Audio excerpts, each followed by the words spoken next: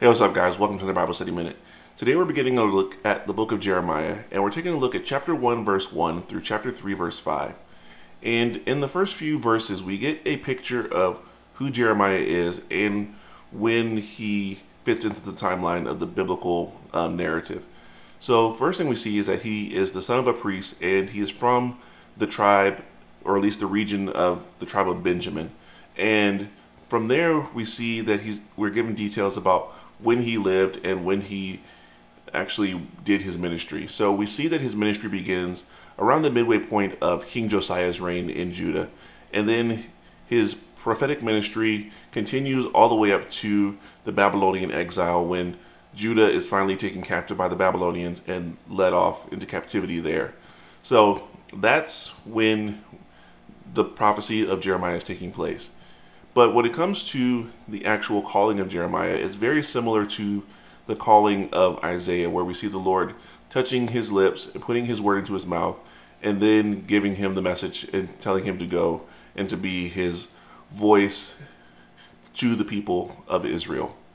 So, after giving him a quick test to make sure that he's actually hearing and seeing the vision of the Lord properly, God gives him a bombshell of a message to deliver as one of his first prophecies. And the message is basically that Israel is terrible, and as a result of their apostasy, which began all the way back when they first entered the promised land and has continued up until now, because of that, they are going to be taken away into captivity in chains, and they're going to be led away. And the whole idea here is that Israel has been in constant sin and rebellion and idolatry, and they're constantly worshiping other gods made by their own hands.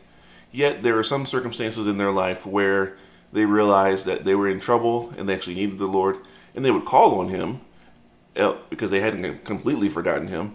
And like during the time of the judges, and then God would rescue them and they'd worship him for a period of time, and then they would turn back to their ways.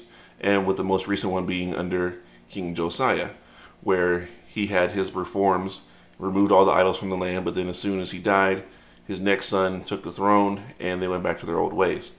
So Jeremiah's prophecy is basically like, God is tired of this and he's going to discipline you because of this, and you can't act like you don't know, because you have done this constantly over and over again, and it's going to come to an end at this point, because this is what's going to happen. You're going to be taken away into captivity.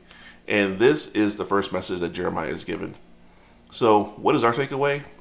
Ultimately, it's to look at Israel's apostasy, because for many of us, our lives are lived the same way, to where we may not be worshiping idols, but we live our lives in such a way to where we forget that God exists and he's no longer an active part of our lives. Yet when trouble and hard times come, or when discipline comes, then we want to cry out to the Lord to fix the situation, to stop the discipline, and so on and so forth.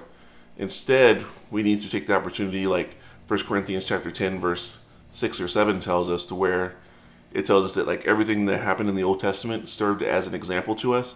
We need to look at this example of Israel's apostasy and then use it as an opportunity to repent ourselves and to turn to the Lord, so that we do not face a similar end that Israel is going to face when they are taken captive by the Babylonians.